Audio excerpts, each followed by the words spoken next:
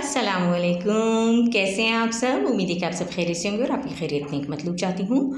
मैं भी आपकी दुआओं से बिल्कुल ठीक ठाक हूँ। आज मुसलमान फ़लस्तीन जिस दौर से गुज़र रहे हैं, उस दौर में यानी जिन मुश्किलात और परेशानियों का उनको सामना करना पड़ रहा है और इसराइल की जहरीत के ख़िलाफ़ उनको अपनी आवाज़ उठानी पड़ रही है। और इस वक्त तमाम मुसलमानों ने इस्लाम को यानी दुनिया के जिस जिस कोने में मुसलमान मौजूद हैं, उन सब को फ़लस्तीनियों के हक़ के लिए आवाज़ उठानी चाहिए। तो इस वक्त जो है वो तमाम मुसलमानों को जज्बा जिहाद की ज़रूरत है। तो आइए देखते हैं, आपको एक इस्लामी वाक़या सुनाते हैं कि मुसलमानों ने अपने इसी जज्बा जिहाद के साथ किस तरह एक बड़ी कौम को शिकस्त दी। तो चलिए आइए वाक़ये का आगाज़ करते हैं, और वाक़ये का नाम है जज्बा जिहाद। कुफ़ार मक्का के जुल्म सितम जब हद से बढ़ गए तो हुज़ूर नबी करीम सल्लल्लाहु अलैहि वसल्लम को मदीने से हिजरत करना पड़ी, यानी मदीने हिजरत करना पड़ी। मदीने में आकर मुसलमान आराम से ज़िंदगी बसर करने लगे थे। कुफ़ार मक्का के लिए ये बात भी काबिल बर्दाश्त ना थी। वो तो मदीना इस्लाम और मुसलमानों का नामो निशान तक मिटाना चाहते थे, जबकि मदीने में मुसलमान न सिर्फ आराम से रह रहे थे बल्कि साथ साथ इस्लाम की अशात का सिलसिला भी जारी था। मदीना आए हुए मुसलमान अभी बमुश्किल 2 साल हुए थे मुसलमानों को कि कुफ़ार मक्का ने मदीने पर हमले का प्रोग्राम बना लिया। इस मकसद के लिए उन्होंने बाकायदा तैयारियां भी शुरू कर रखी थीं। हुज़ूर नबी करीम सल्लल्लाहु अलैहि वसल्लम को भी कुफ़ार मक्का की जंगी तैयारियों की इत्तला मिल चुकी थी। मदीने के यहूदी भी कुफ़ार मक्का के खैरख्वाह और हमदर्द थे। वो मुसलमानों को डराने और इनमें बददिली फैलाने के लिए कुफ़ार मक्का की जंगी तैयारियों को ज़्यादा से ज़्यादा बढ़ा चढ़ा कर बयान करते थे। साथ साथ वो इस कोशिशों में भी मसरूफ़ थे कि वो मुसलमानों की तैयारियों का पता चल जाए ताकि वो उससे अपने दोस्तों को आगाह कर सकें। यहूदी बहुत खुश नज़र आते थे। वो जानते थे कि मुसलमान गुर्बत व अफलास से दो चार हैं। उनके पास ना तो ज़्यादा फ़ौज है और ना ही हथियारों की ख़रीदारी के लिए रुपया पैसा। ये किसी सूरत भी हथियारों से लेस कुफ़ार मक्का के ज़बरदस्त लश्कर का मुकाबला नहीं कर सकेंगे। कुफ़ार का लश्कर आसानी के साथ मुसलमानों का नामो निशान मिटा देगा। हुज़ूर नबी करीम सल्लल्लाहु अलैहि वसल्लम ने मुसलमानों को मुकाबले के लिए तैयार रहने का हुक्म दे दिया और फरमाया कि मुहाजिरीन और अंसार के हर घर से मुकाबले के लिए कम से कम एक मुजाहिद निकले। नबी करीम सल्लल्लाहु अलैहि वसल्लम का हुक्म सुनते ही तमाम मुसलमानों ने अपनी तैयारियां शुरू कर दी और हर मुसलमान आप सल्लल्लाहु अलैहि वसल्लम के हुक्म पर अपनी जान कुर्बान करने के लिए तैयार हो गया।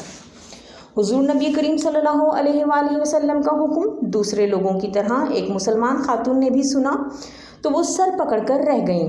दूसरे मुसलमानों की तरह वो भी अपना सब कुछ अल्लाह और अल्लाह के प्यारे रसूल सल्लल्लाहु अलैहि वसल्लम के हुक्म पर कुर्बान करना चाहती थी, लेकिन वो बेबस थीं और उन्हें कुछ समझ में नहीं आ रहा था कि क्या करें। मदीने के यहूदियों ने अपने कानों से उसे ये कहते हुए सुना कि ए अल्लाह, मैं क्या करूं, और मेरा बाप ज़िंदा नहीं है, काश वो ज़िंदा होता तो मैं उसे तेरी राह में कुर्बान होने के लिए रवाना कर देती। मेरा कोई भाई भी नहीं है जिसके घोड़े की बागें पकड़कर मैं उसे मैदान जंग की तरफ रवाना करती। ए अल्लाह, मेरा तो शौहर भी ज़िंदा नहीं है जिसे मैं तेरे प्यारे नबी सल्लल्लाहु अलैहि वसल्लम के हमरा जहाद पर रवाना करती और वो कुफ़ार मक्का से जंग करते हुए शहादत का रुतबा हासिल करता और मेरे दिल को ठंडक मिलती। मेरे बच्चे भी कमसीने। ए अल्लाह, मैं क्या करूं, ए अल्लाह, मैं क्या करूं। मदीने के यहूदियों ने इससे पहले कभी किसी कौम में ऐसा जोश और जज्बा नहीं देखा था اور وہ اس عورت کی باتیں سن کر بھی حیران تھے، اور ان کی حیرت میں اس وقت اور بھی اضافہ ہوا جب انہوں نے دیکھا کہ اس دختر اسلام کے دو کم سن بچوں نے جو اپنی ماں کو روتے ہوئے دیکھا اور آہوزاری کرتے ہوئے سنا تو وہ اپنی ماں کے پاس آئے اور بولے، ماں تو غم نہ کر کہ اگر تیرا باپ زندہ نہیں ہے، ماں تو فکر نہ کر اگر تیرا کوئی بھائی نہیں ہے، اے ماں تو افسردہ نہ ہو اگر تیرا شوہر نہیں ہے، اگر وہ زندہ ہوتا تو وہ تیرے لیے تیرے اللہ اور اس کے نبی صلی اللہ علیہ وآلہ وسلم کے حکم پر جہاد کے لیے روانہ ہوتا، لیکن ماں اب تیرے گھر سے رسول کریم صلی اللہ علیہ وآلہ وسلم کے حکم پر تیرے گھر سے ایک نہیں 2 مجاہد نکلیں گے، میری ماں ہم تجھے شرمندہ نہیں ہونے دیں گے، ہم اللہ اور اس کے رسول صلی اللہ علیہ وآلہ وسلم کے دشمنوں سے جنگ کریں گے، ہم تیری خوشی کے لیے اپنی جانیں نبی کریم صلی اللہ علیہ وآلہ وسلم پر قربان کر دیں گے۔ یہ دونوں بچے کفار سے جنگ کرنے کے لیے حضور نبی کریم صلی اللہ علیہ وآلہ وسلم کی خدمت میں حاضر ہوئے اور جہاد میں شرکت کی اجازت طلب کی۔ حضور صلی اللہ علیہ وآلہ وسلم نے ان کم سن مجاہدوں کی طرف دیکھا تو فرمایا، تم ابھی بہت چھوٹے ہو، اس لیے اگلے سال تمہیں جہاد میں شامل کیا جائے گا۔ حضور نبی کریم صلی اللہ علیہ وآلہ وسلم کا فرمان سن کر وہ دونوں بچے فوراً ایڑیاں اٹھا کر پنجوں کے بل کھڑے ہو گئے اور عرض کرنے لگے، حضور صلی اللہ علیہ وسلم دیکھیں ہم تو بڑے اور کتنے اونچے ہیں، ہمیں جہاد میں شمولیت کی اجازت دیجیے۔ ان بچوں کا شوق جہاد دیکھتے ہوئے آپ صلی اللہ علیہ وآلہ وسلم نے انہیں جہاد میں شرکت کی اجازت دے دی۔ اجازت ملنے پر ان کے معصوم چہرے گلاب کے پھولوں کی طرح کھل اٹھے۔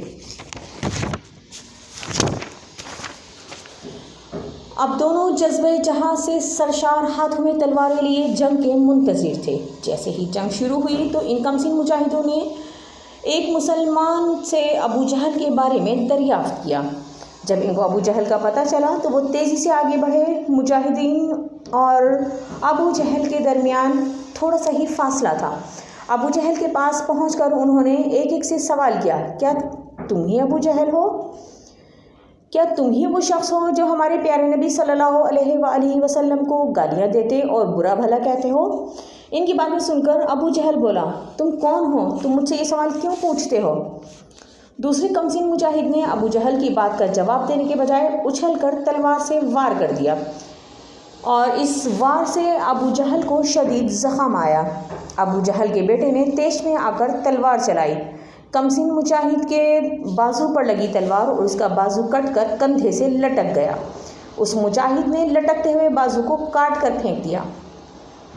چونکہ مجاہد کا وار بڑا شدید تھا اس لیے ابو جہل چکرا کر زمین پر گر پڑا۔ ایک مسلمان حضرت عبداللہ بن مسعود نے آگے بڑھ کر زخمی ابو جہل کا سر تن سے جدا کر دیا۔ ان کم سن مجاہدوں نے نہ صرف اپنی ماں سے کیا ہوا وعدہ پورا کیا بلکہ کفار کے سردار ابو جہل کو موت کے گھاٹ اتار دیا۔ اس جنگ میں مسلمانوں کی تعداد کفار کے مقابلے میں بہت کم تھی، لیکن اللہ کی مدد اور جذبہ جہاد کے جوش کی وجہ سے، جذبہ جہاد کے شوق کی بدولت 313 مجاہدوں نے کفار مکہ کے 1000 افراد کے لشکر کو زبردست شکست سے دوچار کیا۔ تو دیکھا آپ نے کہ مسلمانوں میں اس وقت جذبہ جہاد کتنا شدید تھا، جس کی ہمیں آج اشد ضرورت ہے۔ ملتے ہیں پھر کسی نئے ٹاپک کے ساتھ، تب تک کے لیے اپنا اور اپنے پیاروں کا ڈھیر سارا خیال رکھیے گا اور مجھے دیجیے اجازت۔ لیکن چلتے چلتے ایک چھوٹی سی اچھی بات یہی ہے، آرزو تعلیم قرآن عام ہو جائے، یہی ہے آرزو تعلیم قرآن عام ہو جائے، ہر ایک پرچم سے اونچا پرچم اسلام ہو جائے۔ ملتے ہیں پھر کسی نئے ٹاپک کے ساتھ نئی ویڈیو میں۔